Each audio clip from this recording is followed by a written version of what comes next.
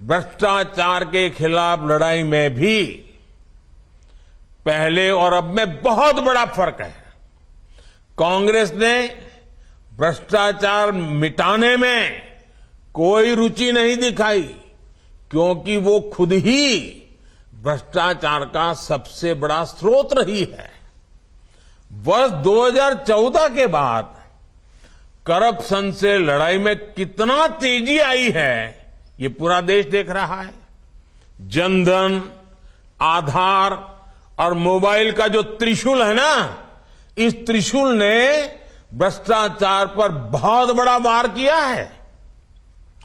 Direct benefit transfer ने देश के 2,75,000 करोड़ रुपए, याद रखिए, 2.25 लाख करोड़ रुपए जो चोरी होते थे, गलत हाथों में चले जाते थे, भ्रष्टाचार होता था, वो पैसे बचा लिए गए, जो आज गरीबों के, देश के युवाओं के काम आ रहे हैं। ये जनता के वो पैसे हैं जो बिचौलियों की जेब में चला जाया करते थे। हमने गवर्नेंस के हर क्षेत्र में स्केल, स्पीड, सोच और अप्रोच में आमूलचूल बदलाव किया है।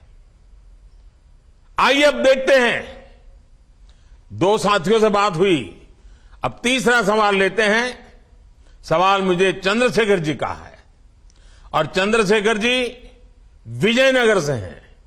उनका सवाल है कि आपने, ये मुझे पूछ रहे हैं, आपने हमेशा से कहा कि कर्नाटका रामदूत हनुमान की नगरी है और संस्कृति से भरे प्रदेश का देश है और विकास, देश के विकास में ये बहुत बड़ा योगदान देने वाला प्रदेश है।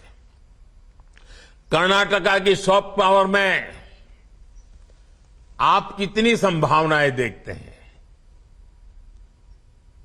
अगर मुझे एक वाक्य में कहना है चंद्रशेखर जी, तो मैं यही कहूंगा, मैं बहुत ही संभावनाएं देखता हूं। और इस अर्थ में आपका सवाल भी बहुत महत्वपूर्ण लगता है।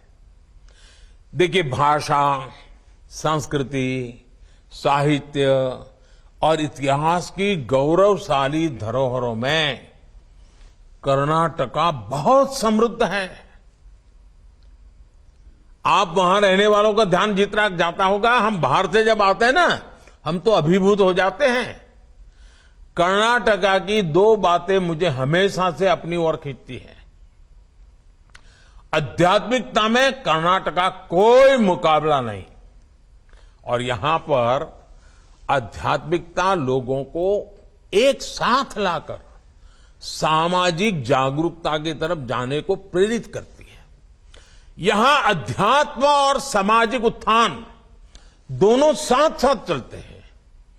चाहे वो कनकदास जी की भक्ति हो या फिर शिव शरण के वचन हो, कर्नाटका के लोग भक्ति की शक्ति का उपयोग समाज के निर्माण में लगाते हैं, भविष्य के निर्माण में लगाते हैं। दूसरी बात यह कि कर्नाटका के लोग समय के साथ और कई बार तो समय से भी आगे चलते हैं। आधुनिकता के साथ चलकर भी कर्नाटका के लोग अपने साहित्य, अपनी भाषा से जुड़े रहते हैं। यहां के युवा कोडिंग भी करते हैं और कुवेम्पू जी की कविता भी पढ़ते सुनते हैं। आज भी कर्नाटका के युवाओं में कन्नड़ा साहित्य पढ़ने की संस्कृति जीवित है।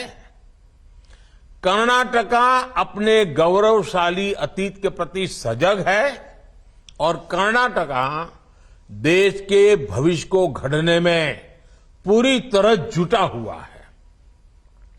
मेरा और कर्नाटका का नाता भी पुराना है। कर्नाटका के लोगों के स्नेह को मैं दशकों से महसूस कर रहा हूं। मुझे दशकों से आशीर्वाद मिलते रहे। ये तब का स्नेह है जब मैं किसी पद पर नहीं था और यहां पार्टी के काम के लिए एक साधारण कार्यकर्ता के रूप में आया करता था। इतना ही नहीं, इसके भी पहले जब मैं राजनीति में भी नहीं था, श्रद्धेय यादवराव जी जोशी के चरणों में आकर के बैठने का मुझे सौभाग्य मिलता था। उस दिन से मेरा जो कर्नाटका और कर्नाटका के लोगों के साथ जो मेरा नाता जुड़ा, वो लगातार वो और मजबूत होता जा रहा है। इसलिए ही अक्सर मैंने मन की बात कार्यक्रम में कर्नाटका की संस्कृति की बात की है। कर्नाटका के कितने ही लोग हैं जो कर्नाटका के विकास के पुण्य कार्य में अपना जीवन लगा रहे हैं। ऐसे लोगों की तपस्या को सबके सामने लाने का प्रयास मैं मन की बात में भी मौका नहीं छोड़ता हूं। जब भी मौका मिले मन की बात में मैं कर लेता हूं। और आपको मालूम है, अब इस रविवार को मन की बात का 100वां एपिसोड है, सेंचुरी लगाने का। वो आपके आशीर्वाद से संभव है, देशवासियों के आशीर्वाद से संभव है, और मैं तो इसके लिए देशवासियों को बधाई देता हूं।